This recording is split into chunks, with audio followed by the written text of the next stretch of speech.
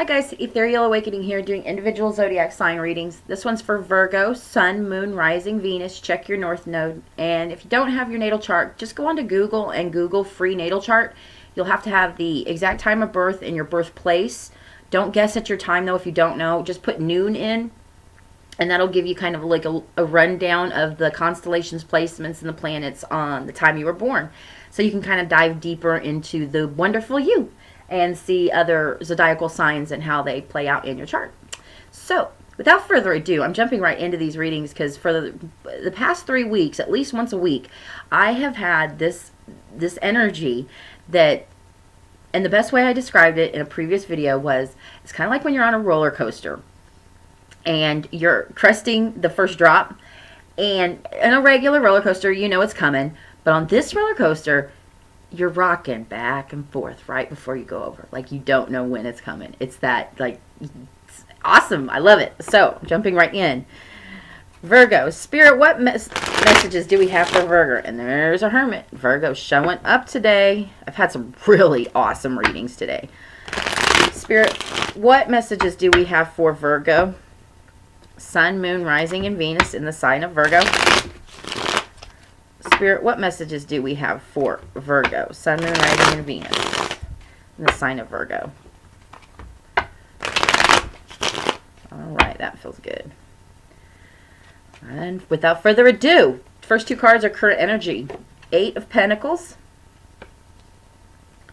along with the Queen of Cups, working hard at emotional balance. She's looking right at it.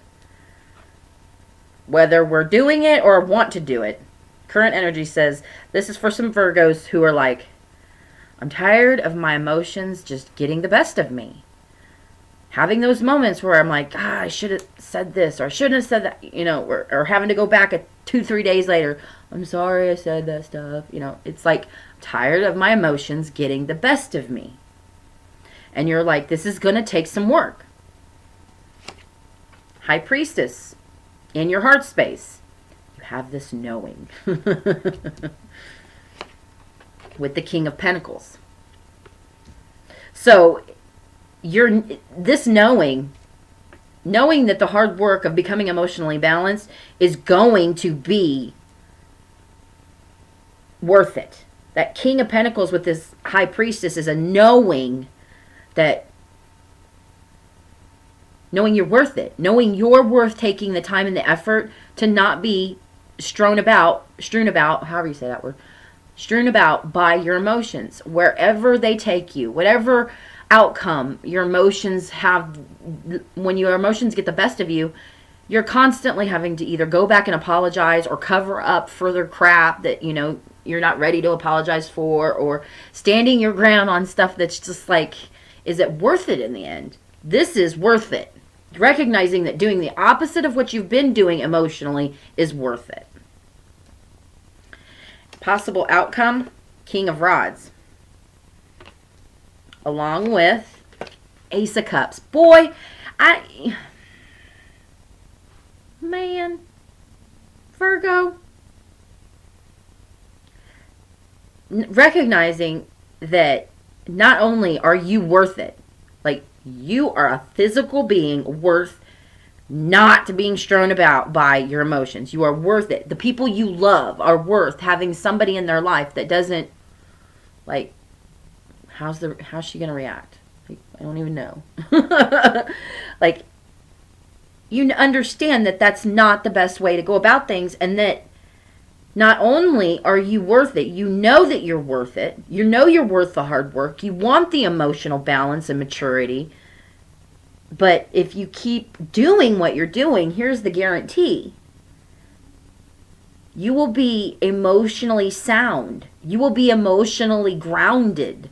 You will be emotionally driven. Emotionally responsive, not emotionally reactive. And that King of Rods is that motivation that you will see. It gives you the energy. It gives you the spice of life. It allows you to have all the time that you want because you're managing your time better. Your emotions aren't constantly being in the reflection. Like you're not constantly, or not the, okay, I said that wrong. What happened is not constantly playing in your mind. You know, he said this and then she said that and then I was like this and the da-da-da. That's not what becomes the focus in your mind. What becomes the focus of your mind is that I no longer want to be in those situations. I want to have the peace of mind to never even get to that point.